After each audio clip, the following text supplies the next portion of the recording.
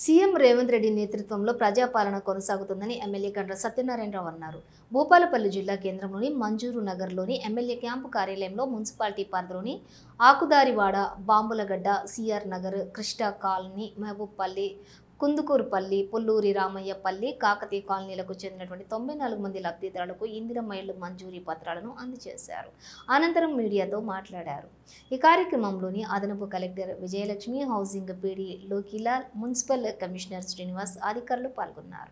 Municipality పరిధిలో 1, 2, 3, 15, 9, 10 వార్డులలో అదేవిధంగా ఇందిరమ్మ ఇండ్ల పట్టా సర్టిఫికెట్లు ఇవ్వడం జరిగింది.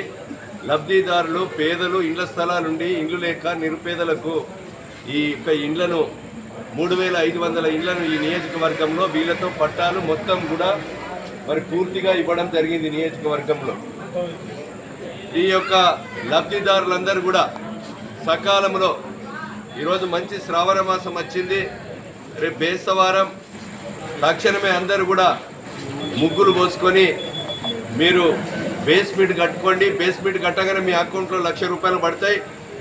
స్లాబ్ లెవెల్ స్లాబ్ వేయగానే 3 లక్షలు మిగతాయి పడతాయి.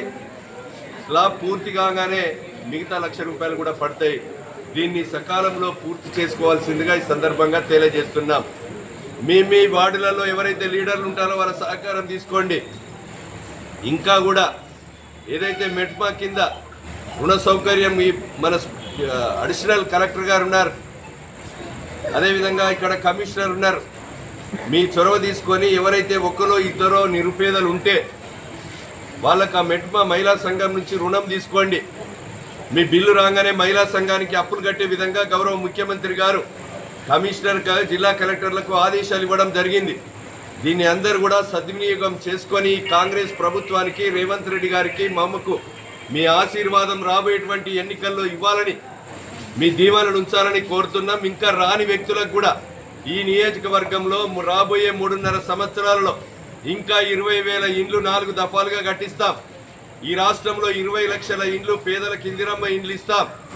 అదేవిధంగా మున్సిపాలిటీ పరిధిలో జాగాలు లేక ఇబ్బంది పడితే ఒక 5 ఎకరాల భూమిని, ప్రభుత్వ భూమిని చూసి అవసరం అనుకుంటే ఒక 1000 ఇండ్లను, డబుల్ బెడ్రూమ్ ఇండ్లు కూడా కొత్తగా నిర్మించి ఇండ్ల స్థలాలు లేక, ఇల్లు లేక నిరుపేదలుండి కిరాయికున్న వాళ్ళకు కూడా 2 BHK ఇండ్లను కూడా కట్టిస్తామని కూడా ఈ సందర్భంగా మేము తెలియజేస్తున్నాం.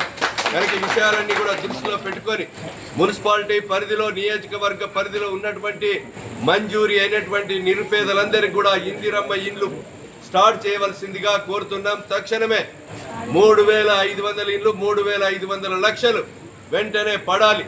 అదేవిధంగా ఈ నియోజకవర్గంలో స్లాబ్ వేసిన